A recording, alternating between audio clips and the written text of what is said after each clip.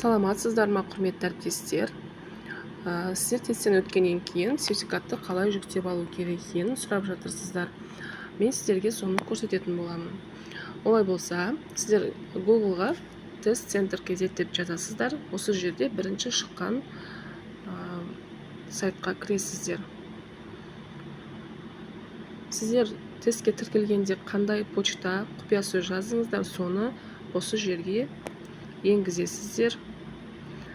Кіру батырмасын басып кіресіздер. Осы жерде жоғарыда тұрған 3 сызықты басамыз. Менің іс-әрекетім. Міне сіздерде тестілеу аяқталды, сертификат қолжетімді деп шығады. Мынау төменге қарап тұрған стрелканы бассақ, осы жерде сіздердің тесттен жинаған нәтижелеріңіз шығады. Бұл жерде эссені көру және сертификатты тексеру деген бар. Біз сертификатты тексеру деген жасыл түсті басамыз. Жүктеп алу.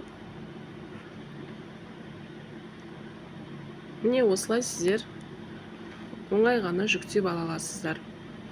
Сіздерге пайдалы ақпарат бердім деп ойлаймын. Сау болыңыздар.